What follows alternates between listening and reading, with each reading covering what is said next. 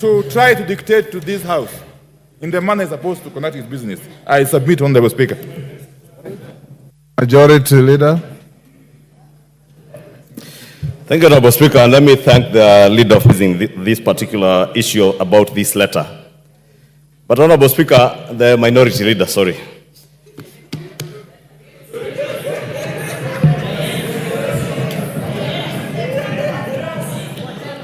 Honorable Speaker, you know, they say any name can raise a baby. And today you are the majority, tomorrow you can be the minority. There is absolutely nothing wrong with me, the slip of the tongue, referring to the Honorable Pio Wandai as a leader of majority. At times I've had people, the slip of the tongue, refer to Junet as a majority whip. At times I am referred to as a minority leader, majority whip. Any name is a name, provided we do what we are here to do. And Honorable Pio will tell you, in the last parliament, when we were with him here, the majority side, that was Jubilee, became the minority and had to depend on the minority side in its own government to, to pretend to be the majority. The leader of majority then, the Honorable Kimunya, the last 2 years, was the leader of the majority, but was actually a leader of the minority from the majority side. Because the Honorable Ade Nduale, who was a ranking member like the Honorable John Buddy, was the leader of the majority on the majority side. But moving on, Honorable Speaker, I was thanking the Honorable Pio for raising this issue because it's important that we all get to an understanding not just of the import of this letter, but the import of all the proposed amendments that we will do to the finance bill, Honorable Speaker. And it's good that when you are responding to Honorable Nyikal, you did point out some of those issues. And principally, Honorable Speaker, the last point that I added, that this being a money bill, we must get the concurrence of the National Treasury. And there is reason as to why the drafters of our Constitution, Article 114, put that particular provision of concurrence with the National Treasury. Honorable Speaker, if you read that letter, it points to provisions of the law as it is. Professor Ndungu, who assigned this letter, is not referring to anything that is outside of the law and the provisions of our Constitution. He refers to Section 39(4)(c) of the PFM Act, which requires that any increase in expenditure in a proposed appropriation is balanced by a reduction in expenditure in another proposed appropriation. Honorable Speaker, he goes on to quote Section 45 of the PFM Act and other sections of the PFM Act that indicate that if we are to reduce the proposed, Honorable Speaker, then concurrently, and I said it on Tuesday, something must give in to finance the budget that we have adopted. Then we must find a way of either reducing expenditure, the expenditure side, because if you don't do so, what you will do is increase the fiscal deficit. It is this House, Honorable Speaker, and I was hoping the Honorable Njuguna Ndung'u had pointed to it, and I see he hadn't, that we passed a debt ceiling in this House. We cannot go beyond that which we have passed in this House. The National Treasury cannot borrow beyond a certain point, a ceiling that we have set by law in this House. And therefore, if you're asking that let us reduce the revenues, but don't touch the expenditure side, what we are doing is simply telling the National Treasury, increase the fiscal deficit against the law. And we cannot act against the law. I know we are the lawmakers, but we are not allowed by the Constitution to act ultra vires the Constitution. And therefore, Honorable Speaker, what the Cabinet Secretary, it could be a preemptive. It could be preemptive, that I want to agree with the Honorable Pio. It is preempting debate, but the Honorable Njuguna Ndung'u, CS Njuguna Ndung'u, is not engaging in debate. This is an advisory opinion to us, reminding us that we need to abide by the Constitution and by our own laws. Honorable Speaker, the leader of minority spoke to the need, and he has asserted that the right thing, and he said it so emphatically you would want to believe him, that the right thing to do is to do a supplementary budget. That is the wrong thing to do.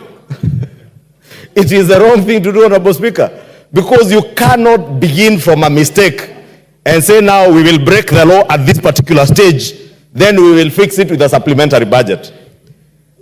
Supplementary budget should only come in once we have in the first instance, bound by what is provided for in the law. We have not burst our fiscal deficit as stipulated under our PFM Act.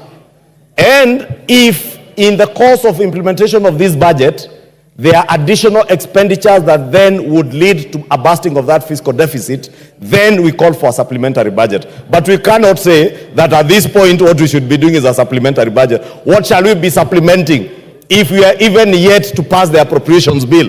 We need to pass the appropriations bill and the finance bill so that we complete the budget making cycle. Once you complete the budget making cycle, then after that you can do a supplementary budget. But we cannot complete a budget making cycle against the law. And that is what Honorable Pio and I is telling us that we should do. It is my humble submission, Honorable Speaker, then, that this letter is in good standing and this is the way it is. I saw a number of votes, Honorable Speaker, and I said on Tuesday, Honorable Speaker, when this report was tabled, that someone once quipped that choices have consequences. And in lawmaking, the same is true. If we choose to cut on our revenue-raising measures, as the Finance Committee has proposed, there will definitely be consequences. Honorable Speaker, I am fortunate to have been in this House in the last Parliament. The Honorable Wandai, who has raised this issue, and the Honorable Junet were in this House in 2018. In 2018, Honorable Speaker, you remember the contentious Uhuru second term, the second finance bill. It was equally contentious. And you remember the debate that was there then about fuel, from 16%, 8%, from 0% VAT. And when we did the revenue-raising measures bill in the form of a finance bill, consequently, we had to adjust the expenditure side. Therefore, Honorable Speaker, it is not the first time it is happening, and it is not the last time. Therefore, if our JSS teachers who we appropriated resources to hire, if there isn't adequate resources to hire JSS teachers, then something has to give in. If there is a road in Ugunja constituency that was to be tarmacked and the resources are not enough, or in Kikuyu constituency for that matter, then we just have to do away with them, Honorable Speaker. Therefore, I just want to ask the Honorable Pio to hold his horses. In actual fact, what we are doing now is anticipating debate, Honorable Speaker.